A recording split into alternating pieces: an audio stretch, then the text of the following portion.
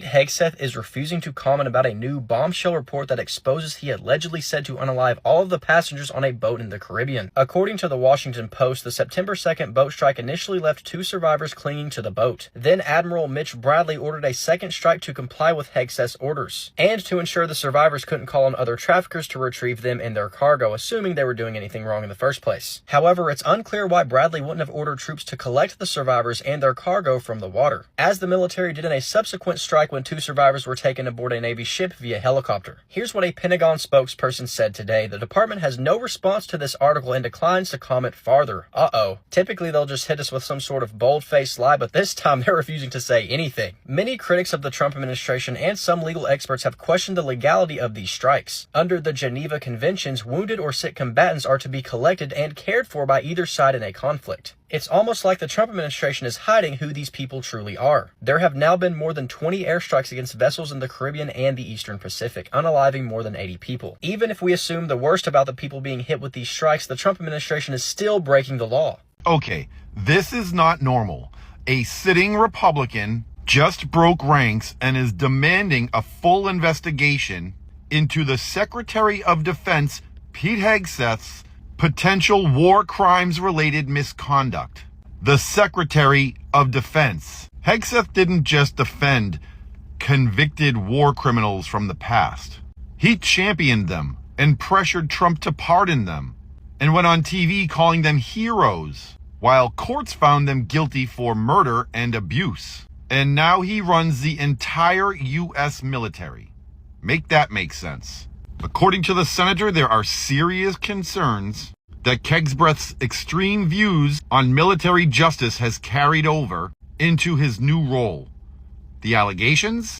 Interfering with internal investigations, shielding personnel accused of misconduct, undermining international law, and potentially encouraging actions that violate the rule of law. If any of this is true, it's not just a scandal. It's a threat to American credibility, our alliances, as well as the safety of innocent people caught in a conflict zone. And the fact that a Republican senator is the one sounding the alarms, that tells you everything. This isn't partisan. This is about a Secretary of Defense whose record raised red flags from the get-go. Red flags so bright they can be seen from outer space. Congress has a job, oversight, and Hegseth has abused his power. If he crossed legal or ethical lines, then he should face the consequences, period. Secretary of Defense or not. No one is above the law. Share your thoughts in the comment section and follow me for more. Alright, we have some genuinely big news. The walls are closing in on Pete Hegseth after Republicans in the Senate ordered, quote, vigorous oversight into his likely illegal strikes in the Caribbean Ocean. There is new reporting that footage shows that the first strike left 2 people surviving, clinging onto the side, absolutely defenseless, and then the US military struck again, which violates international law, and then reporting says this is all downstream from Pete Hegseth issuing an order saying, quote, kill them all. When those senators were saying, do not comply with the legal orders, they were actually right. Pete Hegseth issues a long-winded response where he basically confirms the suspicions. He says, as we've said from the beginning, and in every statement, these highly effective strikes are specifically intended to be lethal, kinetic strikes. The declared intent is to stop lethal drugs, destroy narco boats, and kill the narco terrorists who are poisoning the American people. Every trafficker we kill is affiliated with a designated terrorist organization. Yeah, but you are arbitrarily affiliating them with these terrorist organizations, and this is the problem here. You are using illegal means to get to what you think is a justified end. So sure, stopping drug trafficking in the United States is a net benefit, of course, but when you use illegal means to get to those ends, then you basically abolish everything that has kept the world order standing over the past 80 years. Well, Pete Hegseth has committed vile war crimes, and our military leadership have now committed vile war crimes, and members of our military, including SEAL Team 6, have now committed vile war crimes. What do we do about it? This is Old Texas Paul. Hope your coffee is as good as mine. Hell, I hope it's better. Forgive me, I'm going to talk fast through this. I sat in this chair and I warned you they were going to remove our top military leadership and that our country had fundamentally changed. They put Undersecretary Anthony Tata in place for this very purpose. Admiral Mitch Bradley did this. He did this. He is a MAGA general. He's not, pardon me, MAGA admiral. He is a MAGA admiral. I don't call him an American admiral. He's a MAGA admiral. Listen to this.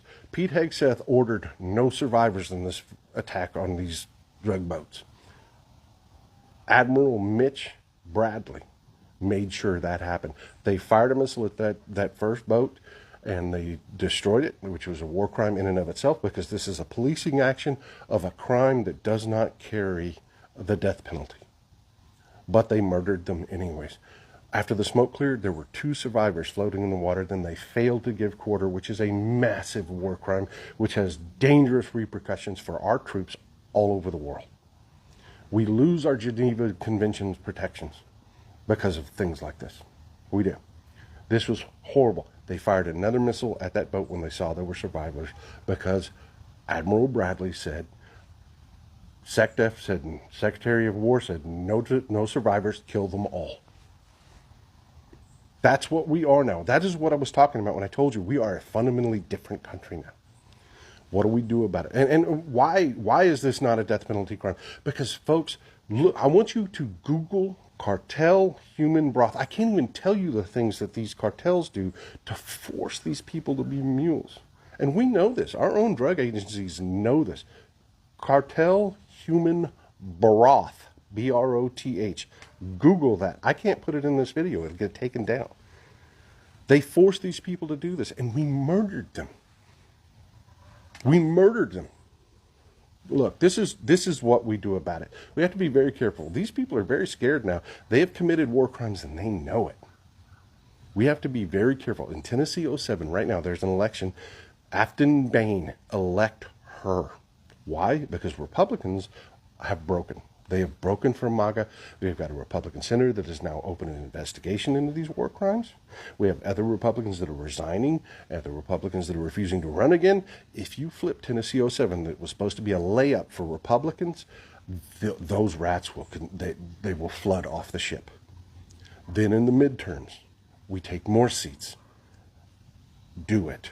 Well, we know why they lost their minds when those 6 lawmakers reminded troops that they could refuse unlawful orders, that a Nuremberg defense wasn't valid, and that they could face personal responsibility for any crimes they commit. See, regardless of what you think of those men on the boats in the Caribbean that they're blowing out of the water or what they're doing on those boats, ordering to kill all of them when they cannot fight and they pose no imminent threat of attack to the United States is illegal. Even if we were actually at war with those traffickers, which we're not, it would still then be an order to show no quarter, aka a war crime. Which is why the United Kingdom decided a few weeks ago to stop sharing intelligence with the United States about these trafficking boats in the Caribbean, because they did not want to be complicit in the United States military's illegal strikes on these boats. And they're not alone. Canada and Colombia have also stopped sharing intelligence for the same reasons. See, they had to make that video to remind the troops that when Trump is long gone and Hegseth and all the rest of the inner circle are sitting and hiding in Argentina or Saudi Arabia or Russia, the troops that were responsible for carrying out their orders will be sitting in prison. Allow me to paint a clearer picture for you. Pete Hegseth is going to prison. Let me say it again. Pete Hegseth is going to prison. Maybe not tomorrow, maybe not next year, maybe not in the next 3 years, but at some point, Pete Hegseth will serve prison time. He is committing war crimes. War crimes are something that Yahtzees were held accountable for. Okay? That's the level we're talking about. In relation to that, I want to ask the open-ended question, why would our president take to the internet today and exclaim that the Venezuelan airspace should be considered closed, indicating that the United States might strike Venezuela in light of recent rumors that we were going to go in by land or sea or something like that? Why would he do that? Because Pete Hegseth is committing war crimes by saying things like, kill them all. When we're talking about human beings in boats, not verifying who they are, not verifying if they have drugs on board, etc. He's just killing people on boats in the ocean. That is a problem. That is illegal. That is a war crime. That is something that the Yahtzees were held on trial and ultimately for. Donald Trump is making you look over there when you need to be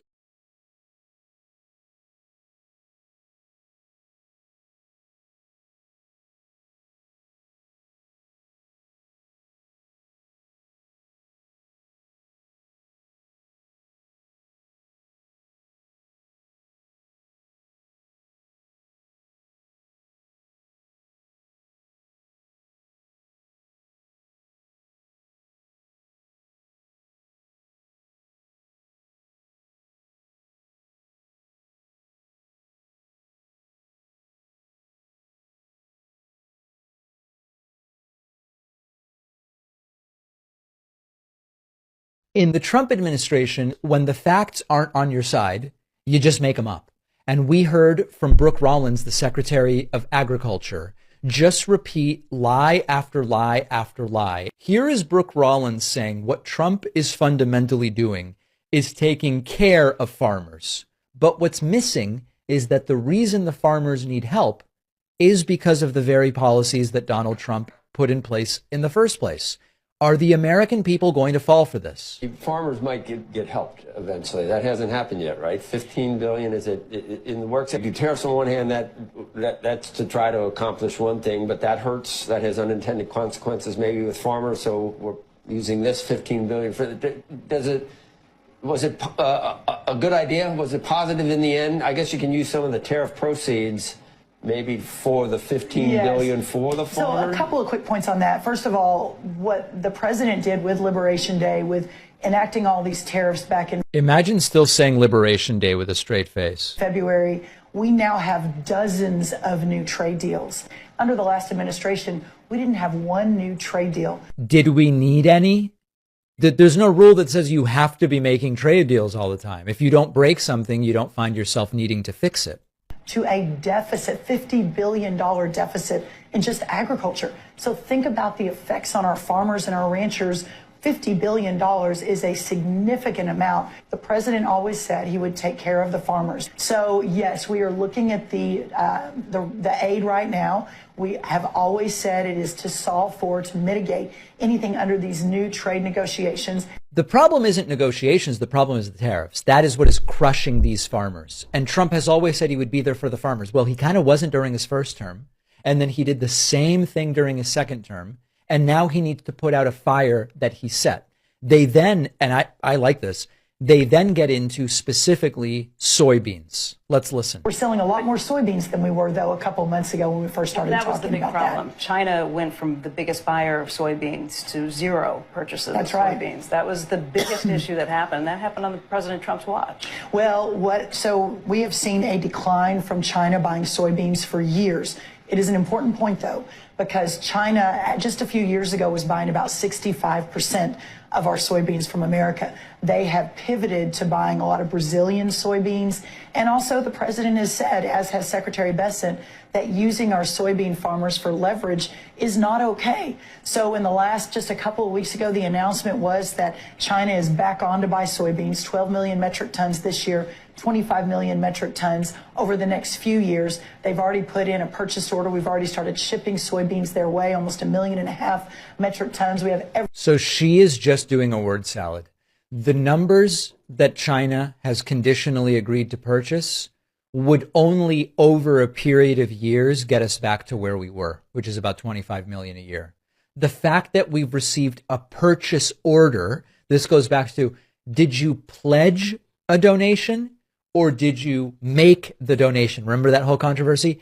This is gaslighting at the absolute top level. Scott Bessent, the current Treasury Secretary, just tried to claim that if Trump cured cancer, the Democrats and media would somehow find a way to complain about it. He thinks Trump is some sort of persecuted visionary whose brilliance is constantly being suppressed by the media. Take a look at this. I told a friend of mine the other day, I said, if Donald Trump invented a cure for cancer, the Democrats would say, and the mainstream media would say, yeah, but it causes dandruff. Yeah.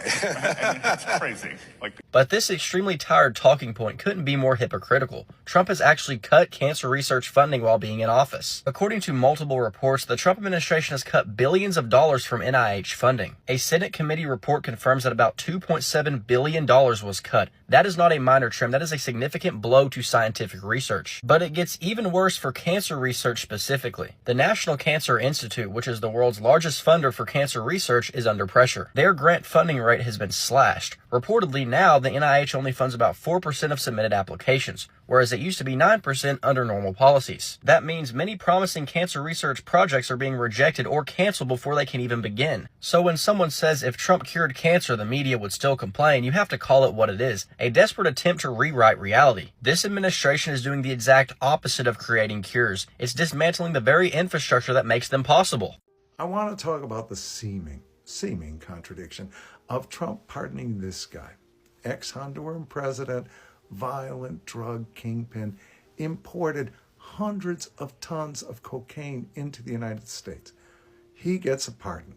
Yet, we're bombing boats in international waters, Venezuelan boats, ostensibly to control the flow of drugs into the United States. We actually don't know what's on those boats. We're killing people, committing war crimes. And Pete Hegseth says, we've only begun to kill narco-terrorists. Sounds like a contradiction, but it isn't. I'll tell you why. It's because Trump and his team, including Hegseth, don't really give a damn about the importation of drugs into the United States. Juan Orlando Hernandez from Honduras isn't the first drug-related kingpin Trump has pardoned. What Team Trump is really interested in, is not controlling drug flow, but promoting Trump's brand of right-wing Christian nationalism throughout the Western Hemisphere.